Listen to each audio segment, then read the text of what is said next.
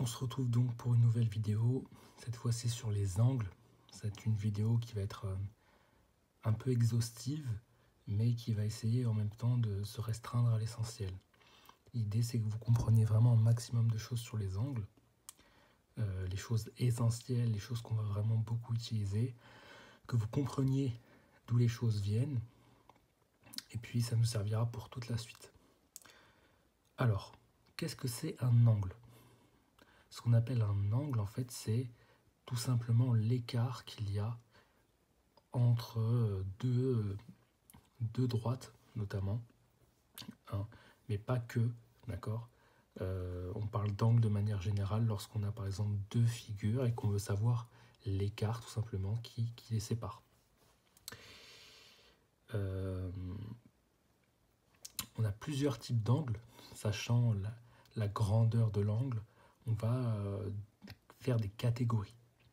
Des catégories d'angles. On a des angles particuliers, notamment les angles droits. Ils sont particuliers parce que on voit que, par exemple, il existe des figures qui ont ces angles-là et qui admettent des propriétés particulières. Donc, finalement, on se rend compte que les angles de 90 degrés, il faut les donner un caractère particulier. Donc, souvent, on le sépare des autres parce qu'on indique bien que voilà, un angle de 90 degrés, c'est un angle particulier qu'on appelle un angle droit. Caractérise notamment les angles qui séparent des droites perpendiculaires, par exemple, et d'autres propriétés encore. Les triangles rectangles admettent des angles droits, etc. On a ensuite ce qu'on appelle les angles obtus. Alors, les angles obtus, ce sont des angles qui se trouvent entre 90 et 180 degrés. Donc, tout type d'angle ou tout angle qui se trouve dans cette échelle-là sera nommé angle obtus. Et puis, on a les angles entre 0 et 90 degrés, qui sont les angles aigus. Je fais une petite remarque en disant que, en fait, quand je parle par exemple de cet angle-là ou de cet angle-là, en fait, c'est le même angle. Pourquoi ? Parce que ces deux angles-là caractérisent un même écart entre ces deux droites. Ces deux droites ont un même écart, donc il n'y a aucune raison que si je fasse apparaître un angle différent, l'écart soit différent, ça n'aurait pas de sens. Mais ça se comprendra encore mieux lorsqu'on parlera du cercle. Et quand on fera notamment la trigonométrie et lorsqu'on fera encore plus le cercle trigonométrique, on pourra vraiment se rendre compte que pour un même angle, si j'augmente ici l'écart, la circonférence du cercle, dont l'angle correspond à une partie, sera toujours le même. La place que prend ce petit angle alpha dans ce cercle correspond à la même place que prend l'angle bêta dans ce grand cercle. En fait, ce sont les mêmes, ils caractérisent un même écart. Mais ça, voilà, je vous l'introduis juste, cette idée-là. On a ce qu'on appelle aussi les angles plats. Une droite forme tout simplement un angle plat. Un angle plat, c'est vous prenez par exemple, vous prenez une droite, vous faites une ouverture de 180 degrés, et vous allez vous retrouver exactement aplati, quoi. Et on sera donc dans ce qu'on appelle du 180 degrés, ce qui est tout à fait logique. Vous prenez 90 degrés ici, vous parcourez encore 90 degrés, ça va former quelque chose de plat. C'est pour ça que je vous disais dans d'autres vidéos, si j'ai 90 degrés ici, j'en aurai forcément là, si je suis sur une droite. Si je suis sur une droite et que j'ai 90 degrés ici, je l'aurai forcément ici. Voilà. Alors, on a aussi des types de combinaisons d'angles un peu particulières. On a ce qu'on appelle les angles supplémentaires. Qu'est-ce que c'est que des angles supplémentaires ? Ce sont des angles qui, quand on fait la somme des deux, nous donnent 180 degrés. D'ailleurs, je ne l'ai pas précisé ici à l'écrit, mais bon, là j'ai un cas de figure particulier, mais parfois vous verrez peut-être dans certains livres, par exemple un angle ici qui fait, je sais pas moi, 170 degrés, et puis un angle de l'autre côté qui fait 110 degrés, la somme des deux, ça fait 180, donc vous allez voir qu'on va les appeler aussi angles supplémentaires. Très bien. On a aussi ce qu'on appelle les angles alternes internes. Alors qu'est-ce que c'est ? Des angles alternes internes, on les fait apparaître lorsqu'on a deux droites qui sont coupées par une autre. Donc, ce qui fait qu'on leur donne le nom de interne, c'est le fait qu'ils soient à l'intérieur de l'espace compris entre ces deux droites. Alterne, parce qu'on voit qu'on a l'un qui est d'un côté, et puis l'autre est dans un côté alterné, c'est-à-dire que celui-là regarde vers la gauche, et cet angle-là regarde vers la droite. Donc il y a ce côté un peu alterné,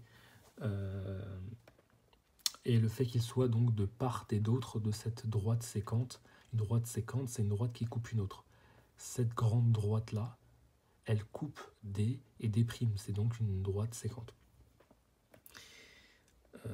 Donc ça, ce sont les angles alternes internes, donc angles compris entre ces deux droites et de part et d'autre de la séquente. D'ailleurs, on verra dans la suite que si ces deux droites D et D' sont parallèles, alors les angles alternes internes sont forcément de même mesure. Et on verra même la réciproque.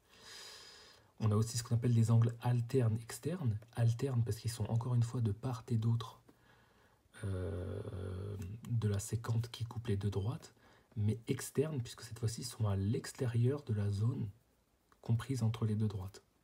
Voilà. On a aussi ce qu'on appelle les angles correspondants.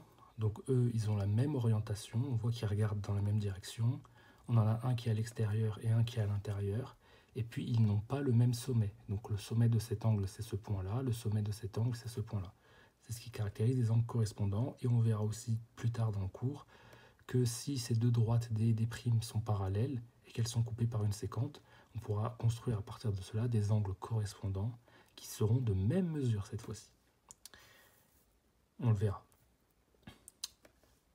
Le rectangle, c'est un cas assez intéressant puisque ici j'ai 90 degrés, plus 90 degrés, plus 90 degrés, plus 90 degrés, donc 4 fois, ça fait 4 fois 90 degrés, ça fait 360 degrés. Donc. Et ce qui est encore plus fou, et ça on le démontrera plus tard dans le cours, c'est que ici, si je décide par exemple cette longueur-là, je décide de l'écarter. Je vais donc devoir tracer une longueur plus longue ici, je vais avoir ça. Tac, tac, tac, tac. Et on verra que la somme des angles, cette nouvelle figure, fera toujours 360 degrés. On verra que ce qu'on a perdu, parce que là, ce qu'on a gagné en termes d'angle, vous voyez que si je trace une droite plus longue, et ben là, je vais devoir connecter ce sommet au bout de cette nouvelle droite pour créer la nouvelle figure. Donc là, je vais avoir l'angle qui s'ouvre, et là, je vais avoir un angle qui est beaucoup plus fermé que ici, puisque ça va se resserrer. Là, j'ai 90 degrés. Là, si je prolonge et que je rejoins, vous voyez, l'angle, il va se fermer un peu. Et on va prouver que ce qu'on a gagné ici correspond exactement à ce qu'on a perdu là, en termes d'angle. Et ça montrera que la somme des angles du triangle, la somme des angles de cette nouvelle figure fera bien, encore une fois, 360 degrés. On a ce qu'on appelle les angles opposés par leur sommet, c'est-à-dire que là j'ai un sommet B par exemple, et cet angle-là et cet angle-là sont opposés par le même sommet B. Et on va prouver que les angles opposés par leur sommet sont nécessairement de même mesure. Comment on va faire? On va prendre un petit cas pour donner un exemple. Je précise que quand je parle d'angle ici, la lettre au milieu, ça correspond au sommet de l'angle. Donc là, quand je vous dis l'angle DBC, donc DBC, c'est l'angle qui va de D jusqu'à C, enfin, de D jusqu'à C, de cette longueur-là jusqu'à cette longueur-là. Et B, c'est le sommet de cet angle. Donc l'angle DBC plus l'angle CBE, donc CBE, la somme des deux fait 180 degrés, ce qui est tout à fait logique. J'ai cet angle-là plus cet angle-là, on voit bien que ça fait 180 degrés parce qu'on retombe sur une droite. Ce sont ce qu'on appelle des angles supplémentaires. Et donc DBC plus DBA, ça fait 180 degrés parce que là j'ai DBC, j'ai cet angle, plus DBA, cet angle-là, donc cet angle plus cet angle, on voit que ça fait encore 180 degrés. Ce que je vais faire maintenant, c'est que je vais isoler CBE, je vais soustraire par DBC de chaque côté. Et là, je vais isoler DBA, je vais soustraire par DBC de chaque côté. J'ai donc CBE qui est égal à 180 degrés moins DBC. Et là, j'ai DBA qui est égal à 180 degrés moins DBC. On voit donc que ces deux angles sont égaux à la même chose, ils sont donc égaux entre eux, ce qui signifie bien que CBE est égal à DBA. CBE, c'est l'angle qui est là. DBA, c'est l'angle qui est ici. Et on voit donc que ce sont des angles opposés par leur sommet. Et on a démontré qu'ils étaient nécessairement de même mesure. Et on pourrait faire la même démonstration pour cet angle-là et cet angle-là et prouver qu'ils sont de même mesure. Donc de manière générale, des angles opposés par leur sommet sont nécessairement de même mesure. On prolonge sur les angles alternes internes. Donc là, j'ai construit des angles alternes internes.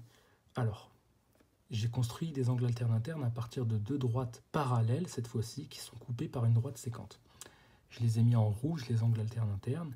Et donc, on va démontrer de deux façons différentes que dans ces configurations-là, si on a deux droites parallèles coupées par une sécante, alors on forme nécessairement des angles alternes internes de même mesure. Comment on va faire? On peut le faire par symétrie centrale. Les triangles AZP et DWQ, ou QWD, je les ai appelés comme ça, sont symétriques par rapport au centre I. J'ai fait exprès, puisque tout simplement, là, j'ai un premier point, cette distance-là est la même que celle-ci, donc le point D et le point A sont tous deux symétriques par rapport à un centre qui est I.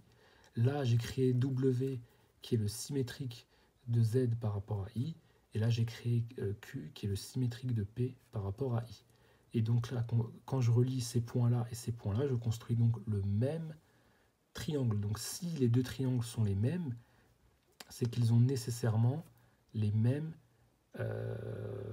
angles. En l'occurrence, celui-ci et celui-ci. Donc on a déjà montré que forcément, ici, ces deux angles seront nécessairement égaux par symétrie centrale. Ils sont égaux. Donc ça, c'est les angles alternes externes, d'accord ? Mais comme des angles opposés par leur sommet sont égaux, donc cet angle est égal à celui-ci, cet angle est égal à celui-ci, comme ces deux angles au départ étaient égaux entre eux, et bien ces deux angles vont nécessairement l'être aussi. Parce que celui-là est égal à celui-là, sachant que celui-ci est égal à celui-ci, mais celui-ci il est aussi égal à celui-là, angle opposé par leur sommet. Donc en conclusion, ces deux angles sont égaux entre eux.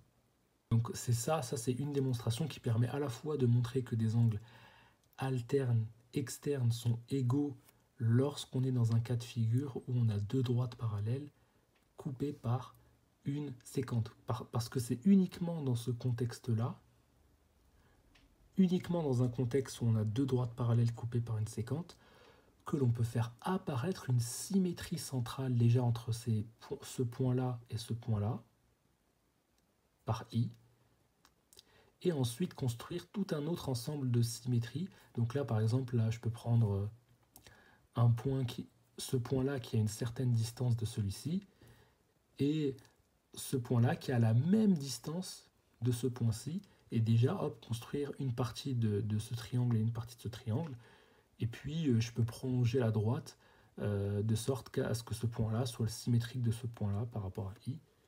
Et voilà, et comme on a des droites parallèles, c'est possible de faire une telle construction, et on voit bien qu'une telle construction va impliquer d'avoir des angles alternes externes de même mesure et des angles alternes internes de même mesure. Une autre démonstration possible, c'est de dire que la somme des angles de cette figure fait 360 degrés.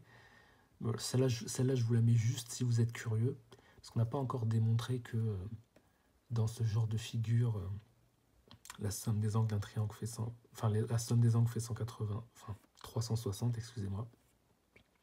On a démontré que c'était le cas pour un rectangle, mais pour ce genre de quadrilatère-là, c'est-à-dire ce genre de figure à quatre côtés, on n'a pas encore démontré que la somme des angles de ce genre de figure fait aussi 360 degrés, on ne l'a pas encore démontré.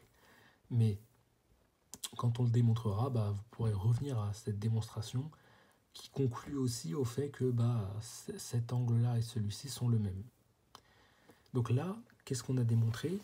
On a démontré que si on a deux droites parallèles coupées par une droite sécante, ce style de construction fait nécessairement apparaître une série de symétries centrales par lesquelles on va conclure que ces deux angles-là sont de même mesure et que par conséquent ces deux angles-là sont aussi de même mesure. C'est la symétrie centrale qui le permet, et cette symétrie centrale elle est accompagnée par le parallélisme de deux droites qui nous permet en fait de faire surgir énormément de symétrie centrale au travers de ces deux droites parallèles.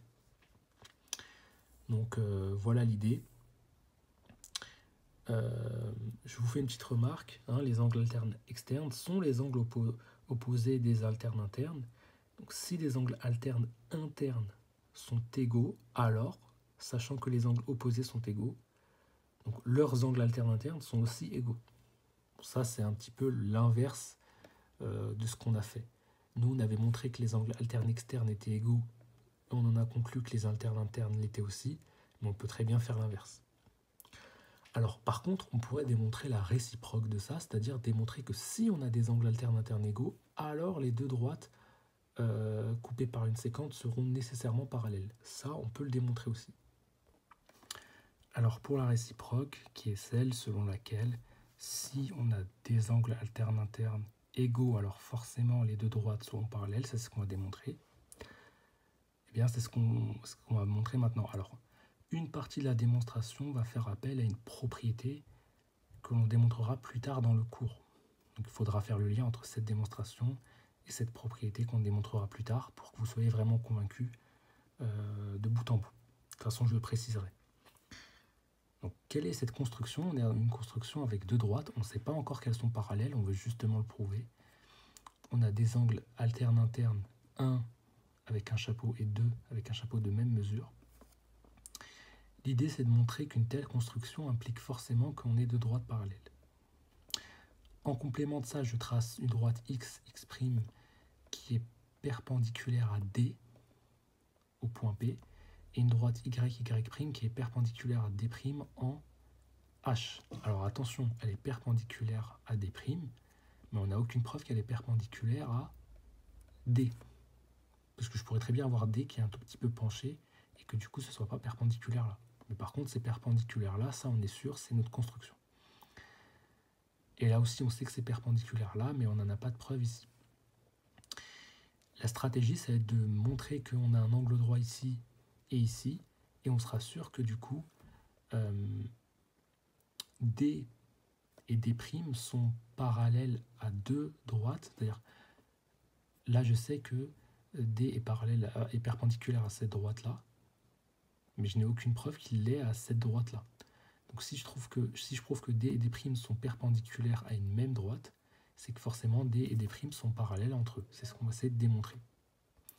Ça va être pareil ici, et de montrer que pourquoi en fait si ces deux droites sont perpendiculaires à une même droite, alors elles sont forcément parallèles entre elles, parce que parallèle ça veut dire qu'on a une même orientation.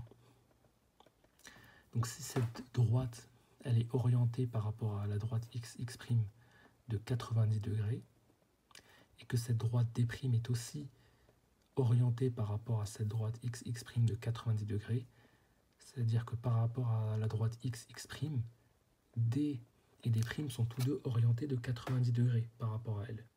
Donc ils vont forcément dans la même orientation, la même direction, ils sont donc parallèles entre eux. C'est ça la démarche. Donc soit x, x', voilà, la perpendiculaire à D', soit x, x', la perpendiculaire à D en P, c'est-à-dire qu'en P on a l'angle droit. On suppose que l'angle 1 et l'angle 2 sont des angles internes qui sont déjà égaux, et on veut prouver que, en supposant qu'ils sont égaux, est-ce que cela implique que D et D' soient nécessairement parallèles? C'est ce qu'on veut démontrer. Alors, les triangles A, D, H et les triangles A, P, D ont déjà l'angle alterne interne en commun et l'angle droit en commun. Ils ont déjà deux angles en commun. Et si deux triangles ont deux angles homologues en commun, mais même si ce n'est pas homologue, et s'ils ont deux angles homologues en commun, alors forcément leur troisième angle est le même. Et ça c'est ce qu'on va démontrer dans une propriété plus tard dans le cours. parce qu'on démontrera que la somme des angles d'un triangle fait 180 degrés.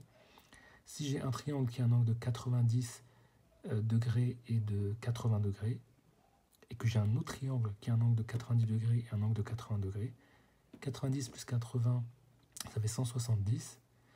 Donc, pour que ça fasse 180 degrés, pour nos deux triangles, il faudra rajouter un angle, un troisième angle qui vaut 10 degrés. Comme ça, 170 plus 10, ça fera 180 degrés. On voit bien qu'il manque 10 degrés pour les deux triangles pour que la somme de leurs angles fasse bien 180 degrés. Ça, c'est ce qu'on va montrer. Et donc, c'est cette propriété-là qui pose une limite, qui dit que la somme des angles d'un triangle, elle est limitée. Ça doit valoir 180 degrés, pas plus, pas moins. Et c'est ça qui va nous permettre de dire que s'ils ont déjà deux angles en commun, bah leur troisième sera celui qu'il faut ajouter pour avoir 180 degrés. Et ce sera la même valeur qu'il faudra ajouter, logiquement. Cette propriété, on la démontrera plus tard. Donc on suppose que c'est vrai, mais il faut prendre la propriété qu'on démontrera plus tard comme quelque chose qui vient compléter cette démonstration. Donc en sachant la propriété plus tard, on démontrera sans avoir besoin de la réciproque. Donc même sans la réciproque, on pourra démontrer que c'est vrai. Donc le triangle ADH et APD ont deux angles en commun, ça c'est sûr, donc forcément leur troisième l'est aussi, donc l'angle X' et X'' sont nécessairement communs. Donc on a trois angles égaux. Ok, mais alors, on a trois angles de même mesure. Alors je vous ai rajouté quelque chose pour bien comprendre. Donc rappelez-vous, la somme des angles d'un triangle fait 180 degrés. Très bien, on a montré déjà que on a déjà dit que ces deux angles-là, alterne-interne, sont communs et qu'on a l'angle de 90 degrés. Très bien. Si on dit que la somme des angles d'un triangle fait 180 degrés et que là, j'ai déjà 90 degrés, bah, il ne reste plus que deux angles. Donc normalement, quand je fais leur somme, ça fait aussi 90 degrés. Puisque 90 degrés plus 90 degrés, ça fait bien 180 degrés. Ça fait bien 180 degrés. Donc si j'ai déjà 90 degrés, la somme des deux angles qui restent doit valoir 90 degrés, de sorte que 90 degrés plus 90 degrés fasse bien 180 degrés. On a déjà montré que comme ces deux triangles ont deux angles en commun, leur troisième est forcément le même. Ça découle aussi de la propriété des 180 degrés, donc qu'on démontrera plus tard, sans avoir besoin de la réciproque. Donc, je sais que 1 plus x', 1 plus x', c'est pareil que 1 plus x''. Pourquoi? Parce que les deux angles sont communs. Puisqu'on a dit que si on a déjà deux angles communs, alors le troisième, x' pour ce triangle et x'' pour celui-ci, sont aussi communs. Ça, on le sait. Donc dire 1 plus x' égale 90 degrés, c'est pareil que de dire 1 plus x'' égale 90 degrés. Donc 1 plus x' égale 90 degrés, c'est-à-dire que là aussi on a un angle droit. On a dit que 2 plus x'' doit faire 90 degrés, car là on a déjà 90. Donc 2 plus x' égale 90 degrés.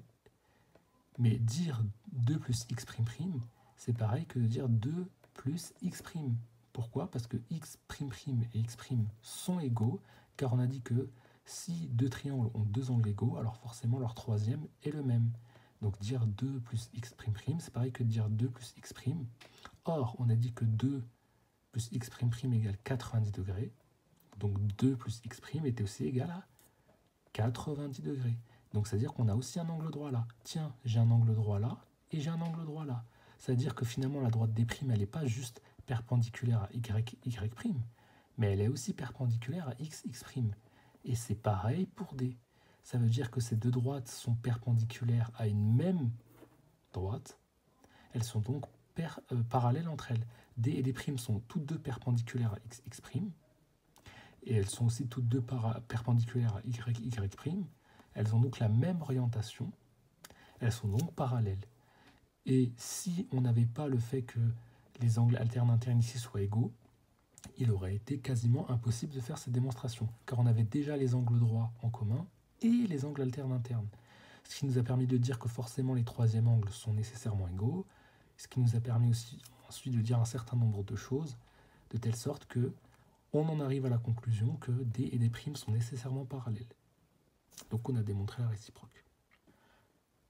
Pour les angles correspondants, ça va être assez simple. On suppose qu'on a deux droites parallèles.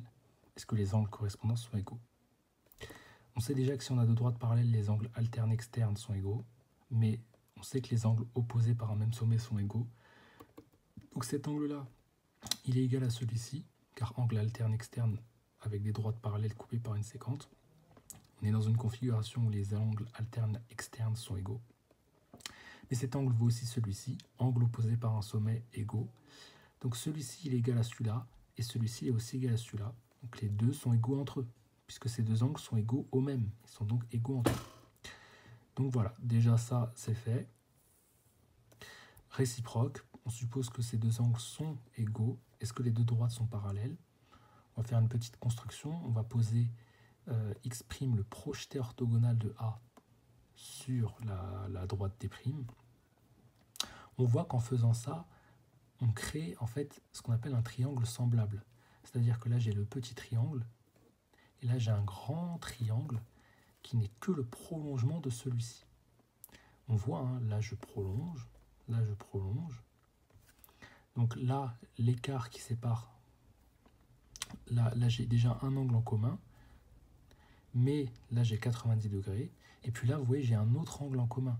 En fait, l'angle en A, il est commun à ce petit triangle et à ce grand triangle. On voit que on a le même angle ici. Donc forcément, on a deux angles en commun. Le troisième sera le même. Et comme ici c'est 90 degrés, bah forcément j'aurai 90 degrés aussi ici, puisque c'est censé être les mêmes angles, puisqu'on a déjà deux angles communs. Celui-là, on a posé que c'était le même. Et on a celui-là qui est évidemment le même, parce que c'est l'angle qui sépare B et R, et l'angle qui sépare E et M. Mais comme E et M apparaissent comme un prolongement de cette même droite, et comme un prolongement de cette même droite, l'écart qu'il y a entre les deux droites-là est le même que celui qu'il y a entre cette grande droite et celle-ci. Ici, j'ai un même angle, et j'ai un même angle encore, ça fait deux angles communs pour nos deux triangles. Cet angle en commun et cet angle en commun, donc le troisième est égal, sauf qu'on sait que ça fait 90. Donc ça fait 90 forcément. Et donc on a la droite D' et D qui sont perpendiculaires à cette droite que j'ai mis en pointillé. Elles sont perpendiculaires à une même droite, donc elles sont parallèles entre elles. Et voilà. Donc je vous remonte le principe des triangles semblables, d'accord? Et là, on va démontrer la propriété des 180 degrés. Pour pouvoir confirmer ce qu'on disait pour la réciproque de la démonstration sur les angles alternes internes, et pour la démonstration qu'on vient de faire sur les angles, enfin la réciproque de la démonstration pour les angles correspondants. Sachant que pour cette démonstration, on aura besoin de choses qu'on a pu démontrer déjà sans avoir besoin de cette propriété. Donc voilà. En fait, déjà avec ce qu'on a déjà pu démontrer à 100%, on pourra se servir de ça pour pouvoir faire la démonstration sur la propriété des 180 degrés. On prend un triangle ABC. On trace deux droites parallèles D et D'.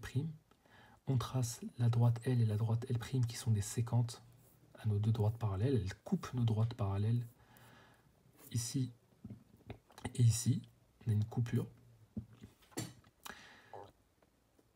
On a un angle ici qui est alterne interne avec celui-ci, mais il est alterne interne avec celui-ci dans un contexte où on a deux droites parallèles. Et on sait que si on a deux droites parallèles, alors on a des angles alternes internes de même mesure.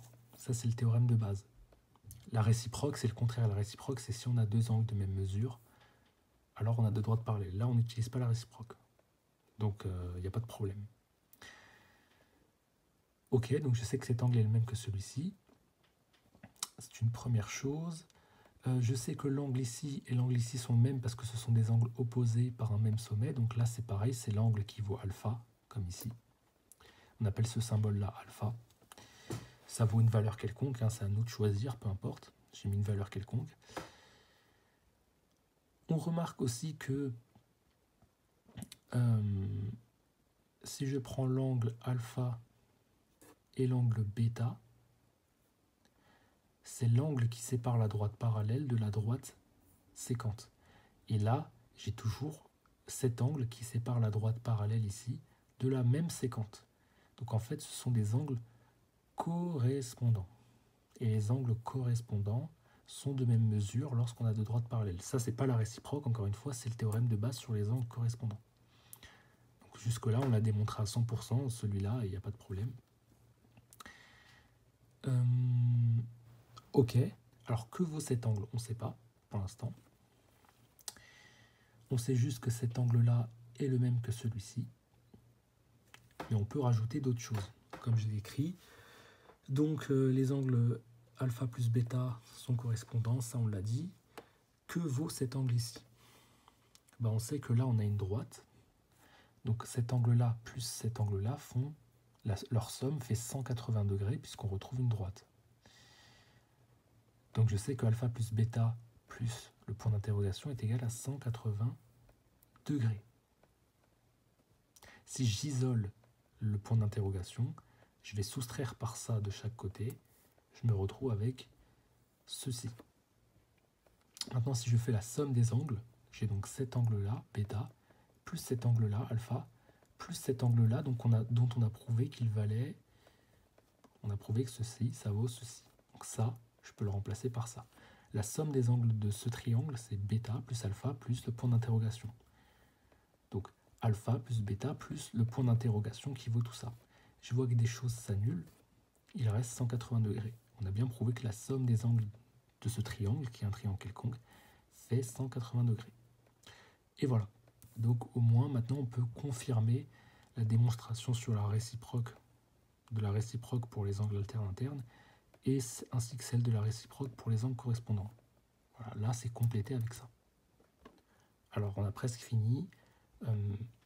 Là ici c'est simple, je vous montre juste, on connaît la somme des deux angles, on ne connaît pas le troisième, on va isoler le troisième, d'accord, sachant qu'on sait que la somme des angles, ça fait 180 degrés. Vous voyez que si j'ai deux angles communs pour nos deux triangles, et que je ne connais pas le troisième, si je veux connaître le troisième, je vais isoler sa valeur.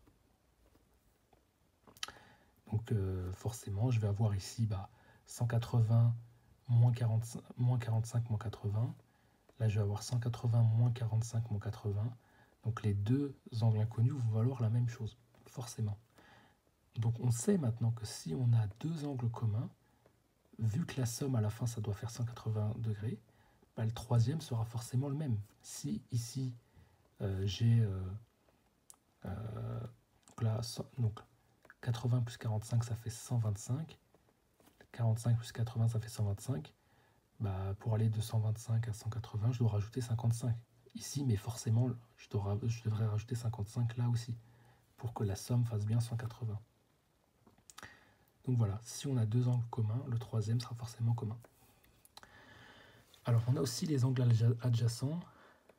Donc les angles adjacents, ce sont des angles dont leur somme forme un angle plus grand. Donc là, vous voyez, on voit que l'angle BAD et DAC sont adjacents parce que quand on fait leur somme, ça nous donne l'angle BAC. Voilà. Et la dernière petite chose, une petite démo, pour vous parler de ce que j'avais dit tout à l'heure, vous prouvez que ce que je gagne ici en angle, je l'ai noté X, le gain d'angle, ça correspond exactement à ce que je perds en angle ici. J'ai noté Y, la partie que j'ai perdue. Là j'avais 90, là j'ai 90 auquel je perds Y. Donc il me reste ça. Donc, comment on va faire? On va prouver que ce qui est gagné est égal à ce qui est perdu. Bon. En vérité, on peut aller vite. On voit que ici, alors ça c'est ce qu'on montrera, c'est que on sait que dans un rectangle, les angles, les longueurs opposées sont parallèles. Donc là, j'ai des droites parallèles coupées par une séquente. Donc X et Y sont des angles, ce qu'on appelle des angles alternes internes. Ils sont donc égaux. Mais on peut passer aussi par une démonstration plus rigoureuse pour prouver que x est égal à y. Je vous laisserai la lire tranquillement. Si vous avez des questions, vous pouvez me poser. Vous pourrez me les poser en commentaire.